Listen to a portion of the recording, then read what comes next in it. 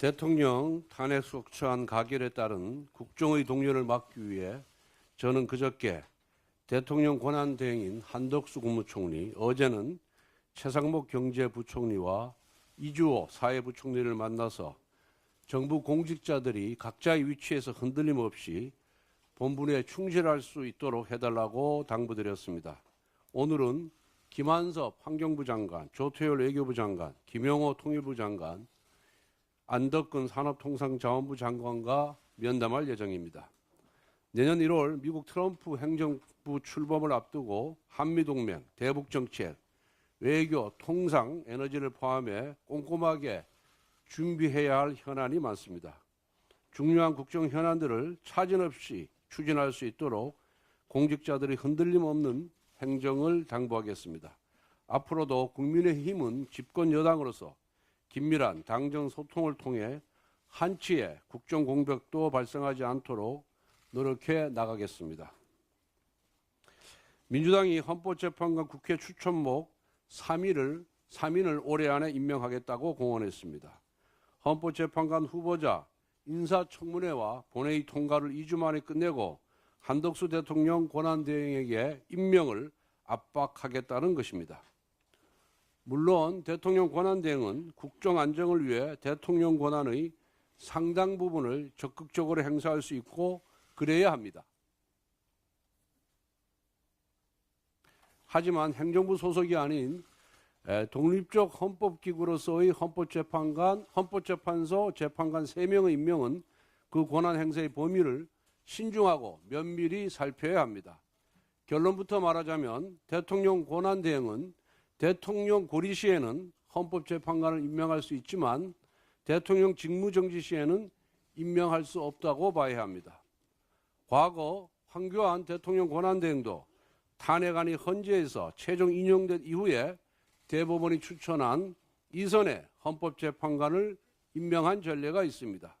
지금은 대통령이 고리 상황이 아닌 직무정지 상황이기 때문에 한덕수 권한대행은 대통령의 탄핵 심판, 탄핵 결정 전까지 헌법재판관을 임명할 수 없습니다.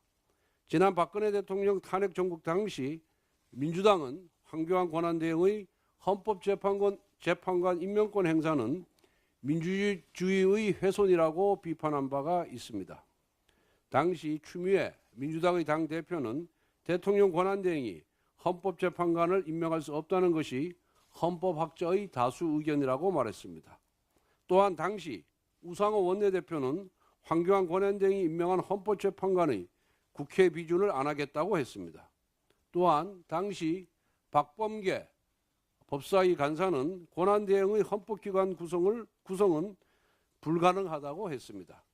즉 지금 민주당의 헌법재판관 임명 속도전은 과거 민주당의 주장과 180도 달라진 것입니다. 그리고 지금의 헌법재판관 공백 사태가 누구 때문입니까?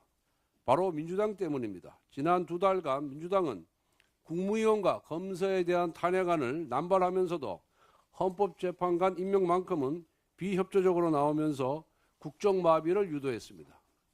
국민의힘이 여야목 한 명씩만이라도 먼저 추천해서 임명하자고 했는데도 민주당은 협상을 거부했습니다.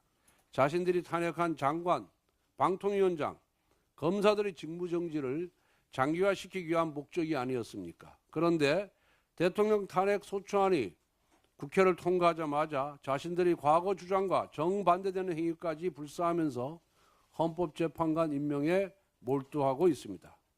도대체 민주당은 무엇 때문에 정치를 하는 것입니까? 탄핵하려고 정치하는 것입니까? 탄핵안이 헌재에서 인용되기 전까지는 권한대행의 헌법재판관 임명은 불가능합니다. 민주당이 아무리 탄핵 중독이라고 해도 집단적 위헌행위까지 해서야 되겠습니까? 민주당은 한덕수 권한대행에 대한 압박을 즉시 중지하고 자신들의 과거 주장부터 돌아봐야 할 것입니다. 마지막으로 내수경기에 대해 한 말씀 드리겠습니다. 비상경과 탄핵 사태의 여파로 안 그래도 많이 어려웠던 내수경기가 한층 더 어려운 상황입니다. 많은 분들이 연말 연시에 예정되었던 각종 모임을 취소하면서 자영업자들이 힘들어하고 있습니다. 국민 여러분께 호소합니다. 연말 연시에 예정되어 있던 가족 모임이나 송년회 등 각종 모임을 취소하지 말고 그대로 진행해 주시기 바랍니다. 그것이 이웃을 돕고 우리 경제를 살리는 길입니다. 내수 경기 진작에 동참해 주시기를 바랍니다. 정부 여당도 내수 진작에 최선을 다하겠습니다.